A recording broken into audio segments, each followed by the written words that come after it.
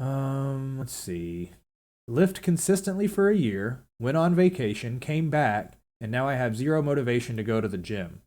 I haven't been in almost 2 weeks. What do I do? Let's see. This thread has been archived. Can't reply anymore. So you're having issues with motivation, huh? I feel like we just talked about motivation. I mean, this is the thing. Like, this guy expects there to be some kind of life hack or sage wisdom that some other fitness guy is going to be able to tell him that's going to be like, oh, yeah, I should start going back to the gym. It's discipline, dude. Like, do you care about the gains that you made over the last year? Do they mean anything to you? Are you willing to let them all go? Is me saying these things any motivation to you? Because if not, then it's clearly not, it's not a matter of motivation. There's nothing that can be said to you. There's no like song you can listen to. There's no quote you can read that's going to be like, okay, now that I heard that, I got to get back in the gym. All I needed was somebody to tell me XYZ, and then I'm going to get back into the gym. No, it's going to come from within. It's going to be you deciding that I put in too much work to let it go. In my own past, I had one similar situation. Actually, it wasn't a vacation; it was a serious illness. Where right after my first year of lifting, I was really proud of myself. I had actually put on about 10 or 12 pounds of muscle.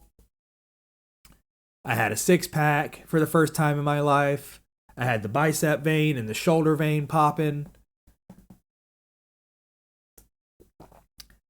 And guess what happened? Remember when I told you guys that negative shit is always going to come your way, whether or not you invite it? I got mononucleosis a second time. I had it once as a teenager, and then I had it again when I was 28 years old. Which is I think it's an autoimmune condition where your body just kind of decides to fight itself. It's unfair. It's not like I didn't contract it from somebody due to irresponsible behavior. It just is what it is. It's an unpredictable medical ailment. And if you've ever had mono, you know that it completely saps your energy level.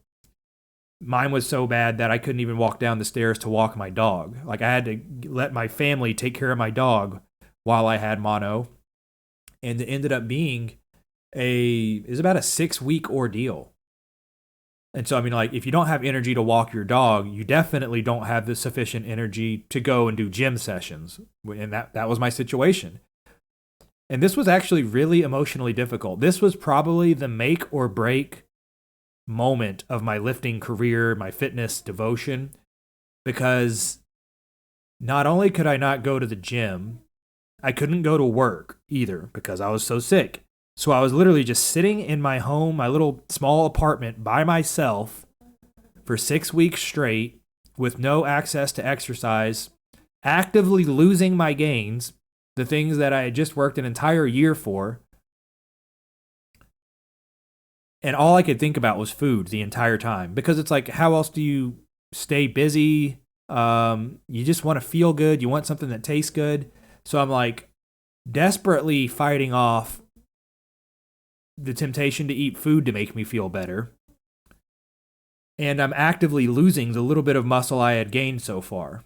And this is like 1 week, and then 2 weeks, and then 3 weeks. And like I said, it gets up to like 6 weeks of this shit. And I really started to question at the end there that, dude, you went like 28 years without the discipline to ever get fit and ever successfully diet. And you remember now how hard it was to finally turn the page on that and actually succeed this last year. Like, you remember how you really had to hype yourself up every gym session. Like, no, I'm not going to cancel. I'm going to go. You had to hype yourself up for every meal. Like, no, I'm not going to go to the Cheesecake Factory. I'm going to eat this shitty meal at home because I know that's more important. And I had to do that hundreds of times over that last year. And I knew how psychologically difficult it was, and I was really afraid that I just didn't have it in me to do it again. Like, it was really fucking hard that first time. And having been out of the gym for 6 weeks and having been eating, pretty sloppy during that time because it was the only enjoyable thing to do, I was actually skeptical as to whether or not I could do it again, if I could actually get back to being consistent again. And I mean, the rest of it's kind of obvious history because obviously I did overcome that fear and that self doubt. And I did get my ass back in the gym and I did clean up my diet. And the next 7 years they went great. And I got the physique of my dreams and it changed my life. And I got all this self discipline that I could then apply to my career and to my education and to my relationships and everything else. So we're all going to have that moment where the motivation is gone. Like, I did not have motivation to get back into the gym. I was actively depressed and I looked worse than I did 6 weeks ago because I was losing muscle. So I didn't have motivation. It came down to just saying, like, look, man, you worked too hard. You know how hard it was to do this once. If you don't do it and succeed now, you're probably never going to do it. And that means growing into your 30s and your 40s, being an out of shape, average guy like everybody else.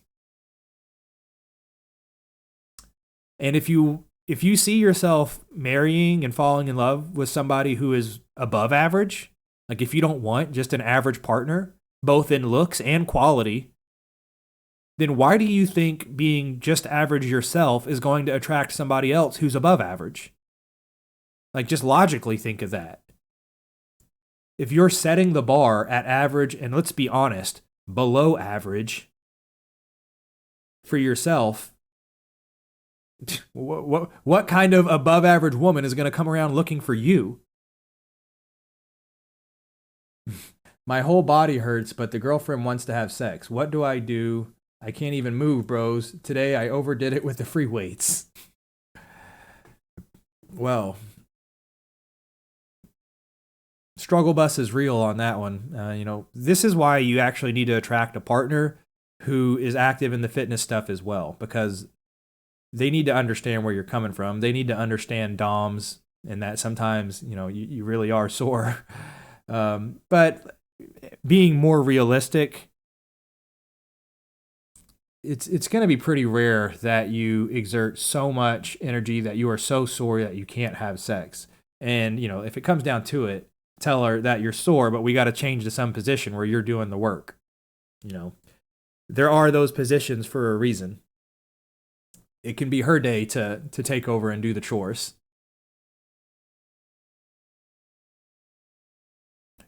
Human psychology dictates that if you downplay how hard you work out and diet, that people will respect you more than if you showed them how dedicated you are. What other psychological tricks have you employed on normies to increase your status? Well, that is true. You need to be humble, and when you're talking to normies, meaning people who don't work out, you'll just come off like an asshole if the first thing you want to talk about is like, yeah, sorry, I can't go, man. I got to go to the gym. Sorry, I can't hang out. I got to go to the gym. Sorry, I can't eat that. I got to eat my chicken. If that's all, if you feel compelled to bring that up in every conversation, then people are going to kind of be turned off by you, by your personality. And, I remember doing this, guilty as charged, in those first few years. And the reason is because you're proud of yourself. I get it. Like, you want to talk about the things that you work hard on. But I can tell you how to solve all these problems to where you'll still get the benefit of people knowing that you work out without you having to bring it up. That's what you want to reach. You want to reach the point in your lifting career where when you walk in the room or whenever the first person first sees you, you don't need to mention that you lift. It should be obvious with your silhouette, your V-taper, the width of your shoulders, your shirt sleeve being tight around your arms. Not because you're wearing clothing that's too small, by the way. That's very try-hard. Don't do that. Don't buy an extra small shirt just to make it look like you're bigger than you are, because it doesn't work and you just look like you look like a tryhard. So the long-term goal, and it sucks because this requires years worth of patience. You can't just like do this very quickly. But the long-term goal is to get to the point where you never even have to mention in social settings. I'm talking here on a fitness podcast. That's why I continually talk about my experiences. But in social settings, at the workplace, etc., you don't want to be that guy that's constantly talking about how he has to get to the gym or constantly talking about his diet. This other question, what other psychological tricks have you employed on normies to increase your status?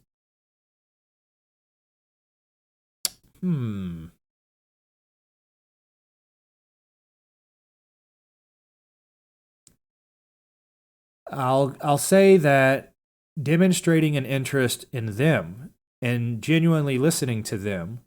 I don't know if you want to call that a psychological trick, but this is just kind of social behavior 101.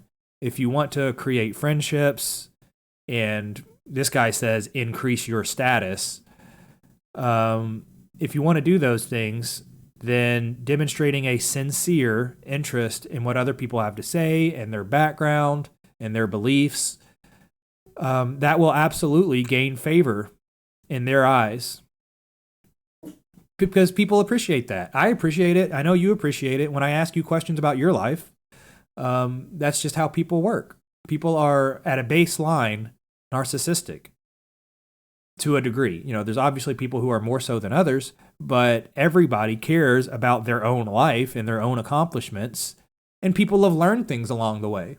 Like when I talked about my grueling 6 years of college, I'm not sharing that story to brag about having a college degree.